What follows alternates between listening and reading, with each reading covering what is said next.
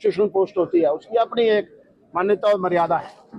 परंतु आंदोलन में कई बार इस प्रकार की बातचीत आती है, इस प्रकार के शब्दों का प्रयोग होता है। तो एक तो मेरा इस पत्रकार वार्ता से ऐसा कहना है कि इस आंदोलन के अंदर जो बातें हुई एलजी के विषय को लेकर के, वो उसको अन्यथा ना ले, अदरवाइज ना ले, एक आंदोलन का स्वरूप था। और फिर ये जो निर्णय हुआ है, हम लोगों को लगा कि एलजी बिल्कुल खामोश है, कोई बोल नहीं रहे। मैंने जैसा बताया कॉन्स्टिट्यूशनल पोस्ट होती है, उन्होंने भी इस विषय को लिया है, हमें जानकारी आई है। इसलिए केंद्र सरकार ने इस विषय को तुरंत, जैसा बताया, चाहे 45 दिन लगे, लेकिन जो भी कानूनी प्रक्रिया थी उसको पूरा किया है और उसके बाद ये निर्णय हमारे सामने आया है। इसलिए मैं ये मानता हूँ कि कहीं ना कहीं एलजी मनोज सिन्हा जी का भी इस निर्णय को ले आने में भरपूर सहयोग रहा है। अब मेरे जिम्मे इतनी उनके लिए कुछ शब्द कहने की बात कही थी, तो मैंने ये स्पष्ट किया है अगर कुछ इस आंदोलन में इस प्रकार के शब्दों का प्रयोग हुआ, उसको वो अन्यथा न ले। और उन्होंने, उनका हमें सहयोग मिला ही है, इसलिए उनका भी धन्यवाद। जी धन्यवाद। मैं अभी इसके बाद वापस आता हूं अपनी संघर्ष समिति के ऊपर। तो संघर्ष समिति का ये एक आंदोलन था जिसकी आज जीत को हम सेलिब्रेट करने के लिए यहाँ पर इकट्ठे हुए हैं।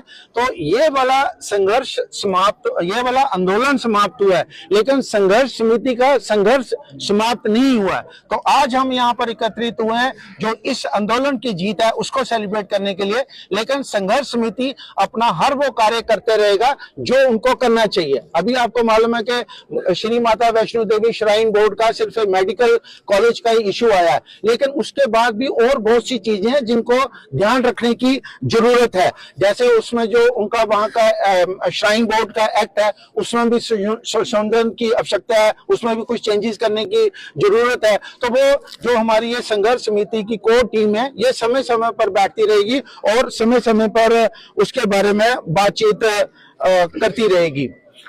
और अभी आपके माध्यम से मेरा एलजी साहब को एक ही निवेदन है कि वो श्राइन बोर्ड को ऐसे निर्देश दें कि श्राइन बोर्ड हमारी जो संस्कार हैं, जो संस्कृति है और जो धार्मिक जागरण के विषय हैं, उसको श्राइन बोर्ड एक्टिव तरीके से करे। और इसमें हमारी जो संघर्ष समिति है उनका पूरा सहयोग भी करेगी और इसको पूरा मॉनिटर भी करेगी। क्योंकि अगर हम यहाँ पर आए हैं, हमारे ऊपर भी एक, हमारे हिंदू धर्म को मानने वाले, सनातन धर्म के मानने वाले लोगों ने एक जिम्मेवारी दी है, तो उस हम जिम्मेवारी से कभी भी पीछे नहीं हटेंगे। हम उन चीजों का पूरा ध्यान रखेंगे।